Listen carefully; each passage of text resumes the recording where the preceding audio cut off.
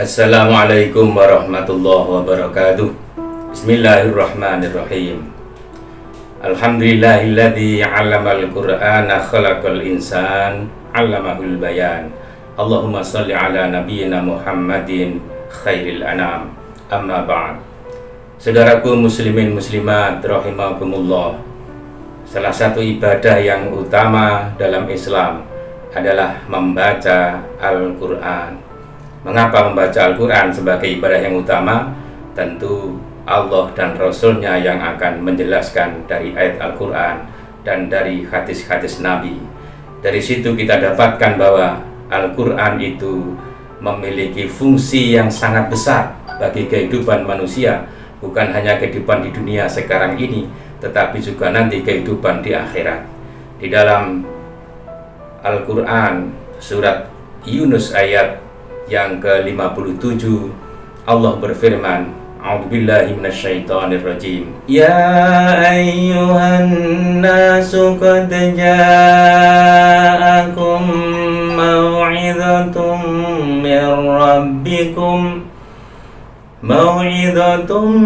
min rabbikum wa shifaa'un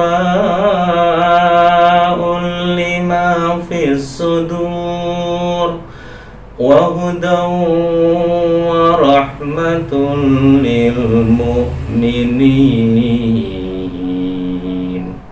Artinya, wahai manusia, sungguh telah datang kepadamu pelajaran, yaitu Al-Quran, sebagai obat penawar penyakit yang ada di dada, sebagai petunjuk dan rahmat bagi orang-orang yang beriman. Dalam ayat ini dijelaskan Al-Quran itu sebagai petunjuk, hudan, sebagai rahmat, sekaligus sebagai syifa, sebagai obat terhadap penyakit yang ada di dada. Misalnya merasa sedih, galau, tertekan, stres, putus asa, dan lain-lain, maka bacalah Al-Quran dan baca lagi Al-Quran. Tentu saja harus disertai dengan usaha untuk konsultasi dan berobat kepada dokter spesialis yang menjadi ahlinya. Dalam surat Al-Baqarah ayat 104 dijelaskan juga oleh Allah bahwa Al-Quran itu juga sebagai pembeda. Artinya, siapa yang membaca Al-Quran, memahami Al-Quran, maka bisa membedakan yang halal dan yang haram, yang baik dan yang buruk, yang hak dan yang batil, dan seterusnya.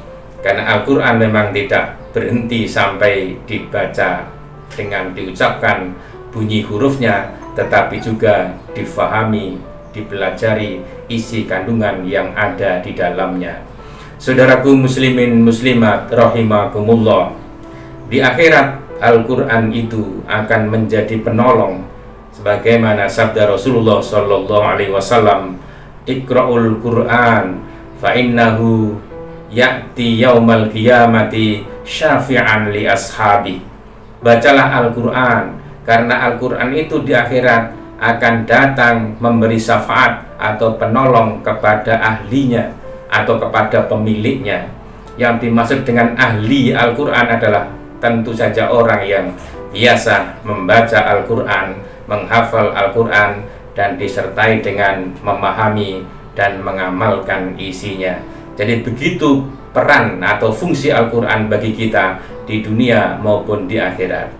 Belum lagi kalau kita mengkaji tentang betapa pahala membaca Al-Quran itu amat sangat besar. Saya menyebutnya sebagai kemewahan membaca Al-Quran, karena siapa yang membaca Al-Quran akan diberi pahala dengan cara yang mewah. Kita perhatikan sabda Rasulullah Sallallahu Alaihi Wasallam, Man qara'a harfan min kitabillah falahu bihi hasanah. Barang siapa yang membaca satu huruf dari kitab Allah, Al-Quran, maka dia mendapatkan satu hasanah atau satu pahala. Wal hasanatu bi asri amsalihah, dan satu hasanah itu akan diberikan 10 kali lipatnya. Tentu saja sangat banyak. diteruskan oleh Rasulullah Shallallahu Alaihi Wasallam, la aqulu alif lam mim harfun walakin lamun harfun walakin alifun harfun walamun harfun wa mimun harfun. Kalau orang membaca alif lam mim, itu tidak aku katakan membaca satu huruf, tetapi membaca alif satu huruf, membaca lam satu huruf, membaca mim satu huruf. Dengan demikian maka membaca 3 huruf dan pahalanya berarti 30. Bayangkan kalau yang kita baca 1 halaman, 2 lembar, 1 juz, dan seterusnya.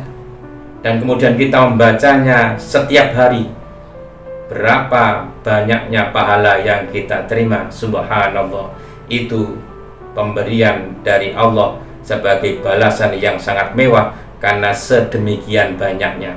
Bahkan orang yang membaca Al-Quran belum bisa karena masih belajar, tertatih-tatih, begitu istilahnya. Setiap baca hampir pasti ada kesalahan. Orang ini pun mendapat pahala yang banyak, bukan malah mendapat dosa. Saudaraku kaum muslimin muslimat, kalau kita sudah bisa mulai membaca Al-Quran, meskipun masih tertatih-tatih dan sering terjadi kesalahan, baca saja dan baca lagi. Karena dengan terus berlatih membaca, itu nanti lama-lama akan menjadi lebih baik bacaannya. Tidak perlu takut berdosa karena salah. Seperti anggapan selama ini bahwa orang yang baca Al-Qur'annya belum lancar, itu tidak mau dan tidak berani membaca Al-Quran karena berkeyakinan nanti kalau membaca ada salah, dan kalau salah itu berdosa. Untuk kegiatan yang lain memang benar, kalau bersalah itu berdosa, tetapi untuk membaca Al-Quran bersalah karena masih belajar, maka tidak berdosa, malah mendapat 2 kali pahala. Betapa luar biasanya membaca Al-Quran itu. Saudaraku muslimin muslimat yang dirahmati Allah Subhanahu wa Ta'ala, bagi kita yang sudah lancar membaca Al-Quran, maka tidak ada persoalan, kita tinggal mengamalkan saja. Tetapi bagi saudara kita yang memang belum bisa membaca Al-Quran, atau kalau bisa masih sangat susah, maka bagaimana caranya agar bisa membaca Al-Quran dan akhirnya tetap menikmati kemewahan membaca Al-Quran? Episode berikutnya insya Allah akan saya sampaikan materi singkat, padat, belajar membaca Al-Quran tanpa guru. Tentu tidak semua orang bisa memahami ini, tapi kita akan mencoba menyampaikan materi itu. Mudah-mudahan kita semua diberi panjang umur oleh Allah Subhanahu wa Ta'ala, diberi kesehatan dan perlindungan, sehingga kewajiban ibadah apapun yang diberikan kepada kita bisa kita laksanakan dengan baik. Jika ada salah, mohon dimaafkan. Billahi taufiq wal hidayah. Wassalamualaikum warahmatullahi wabarakatuh.